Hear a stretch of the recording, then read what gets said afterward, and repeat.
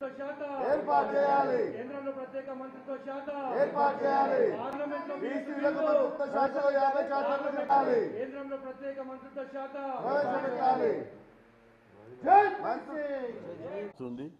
ప్రధానమంత్రి నరేంద్ర మోడీ బీసీ వర్గానికి చెందినవాడు. ఆయన ఒకటే విజ్ఞప్తి చేస్తున్నాం, మీరు బీసీ ఈ మంత్రివర్గంలో బీసీలకు జనాభా ప్రకారం 50% కేంద్ర మంత్రి పదవులు ఇవ్వాలని చెప్పి నేను విజ్ఞప్తి చేస్తున్నాను.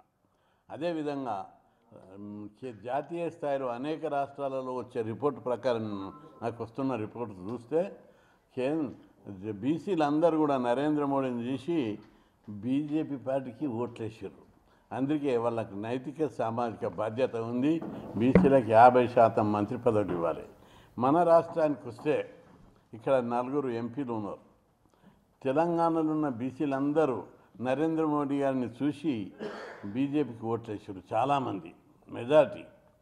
కాబట్టి బీజేపీ పార్టీ నరేంద్ర మోడీ గారికి విజ్ఞప్తి చేస్తున్నా, ఇక్కడ తెలంగాణ నుంచి 3 కేంద్ర మంత్రివర్గం లోపల పదవులు ఇవ్వాలని చెప్పి విజ్ఞప్తి చేస్తున్నాం. లేకపోతే బీసీలు ఏదో చేస్తారని ఇక్కడ ప్రజలందరూ నమ్ముతున్నారు. ప్రధానమంత్రి ఈ 10 ఏళ్ళలో ఏం చేయలేదు. 17 ఏళ్ళ బీజేపీ పాలనలో బీసీలకు ఒక చిన్న స్కీమ్ కూడా పెట్టలేదు. అయినా మావాడు అని చెప్పి ప్రేమతోటి బీసీలందరూ కూడా నరేంద్ర మోడీకి మద్దతు ఇచ్చారు. 3 మంత్రి పదవులు ఇవ్వాలని చెప్పి నేను విజ్ఞప్తి చేస్తున్నాను.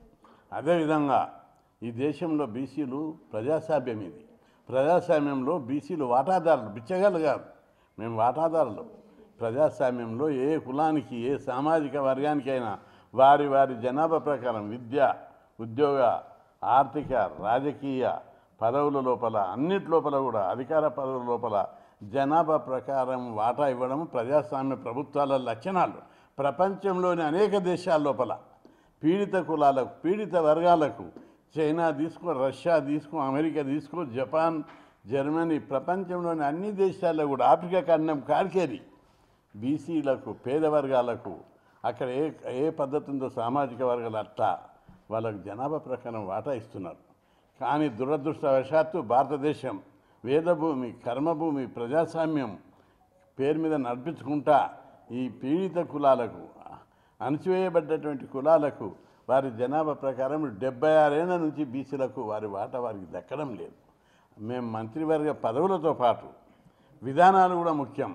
ఎన్డీఏ పక్షం ఏర్పాటు చేయబోతున్న కేంద్ర ప్రభుత్వంలో బీసీలకు కనీసం 50% మంత్రి పదవులు ఇవ్వాలని చెప్పేసి జాతీయ బీసీ సంక్షేమ సంఘం తరఫున డిమాండ్ చేస్తున్నాం.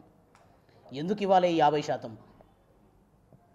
కేంద్రంలో ఉన్న మంత్రి పదవులలో బీసీలకు మెజారిటీ వాటా ఎందుకు రావాలి? మీరు చూస్తే మిత్రులారా, గడిచిన అసెంబ్లీ ఎన్నికల్లో కానీ, ఇప్పుడు జరిగిన ఎంపీ ఎలక్షన్లో కానీ, ఇక ముందు జరగబోయే సర్పంచ్ ఎలక్షన్లో కానీ, ఎంపీటీసీ, జెడ్పీటీసీ ఎలక్షన్లలో అన్ని రాజకీయ పార్టీలు కూడా ఒక వార్డు మెంబర్ నుంచి, సర్పంచ్ నుంచి కూడా ఒక సీట్ ఇవ్వాలి అంటే ఆ బూత్లో ఎంతమంది ఓటర్లు ఉన్నారు, ఆ ఓటర్లలో ఆధిపత్య కులాలు ఏంది, ఏ కులాలు ఎంతమంది ఉన్నారు, ఏ లెక్కలు ఉన్నారు, ఏ కులంలో ఉన్న అభ్యర్థికి సీట్లు ఇస్తే ఆ కుల బలంతో ఆ పార్టీ నెగ్గుతుంది, ఆ అభ్యర్థి నెగ్గుతాడు అన్న ఉద్దేశంతో మీరు ఎన్నికల ప్రక్రియలో అభ్యర్థులను సెలెక్ట్ చేసే ప్రాసెస్లో కూడా కులాలను లెక్కించారు. ఆ కులాల లెక్కింపులతోనే మీ అభ్యర్థులు గెలిచారు.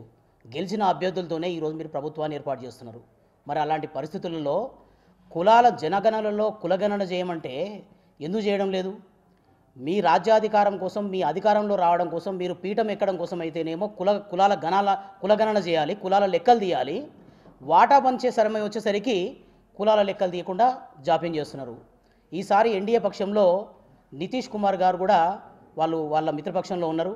ఆయన ముఖ్యమంత్రిగా ఉన్నప్పుడు బీహార్లో దేశమంతా కూడా వ్యతిరేకించిన, ఎంతోమంది ఎన్ని రకాలుగా వేధించిన, కోర్టు వైపు వెళ్ళి స్టేలు తీసుకొచ్చిన ఆయన ఆగకుండా బీహార్లో కులగణన చేశారు.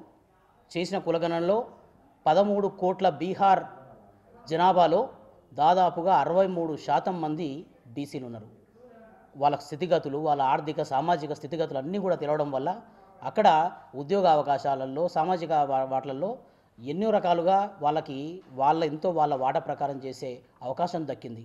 రాష్ట్ర అధ్యక్షులు మరి ఈరోజు రాజ్యసభ సభ్యులు బీసీ సంక్షేమ సంఘం జాతీయ అధ్యక్షులు ఆర్ కృష్ణ గారి ఆధ్వర్యంలో 12 బీసీ సంఘాలు, 26 కుల సంఘాల సమావేశం నిర్వహించడం జరిగింది. మరి మరి డిమాండ్ ఏంటంటే మరి ఈరోజు కేంద్రంలో ఎన్డీఏ సర్కార్ మరి రాబోతా ఉంది.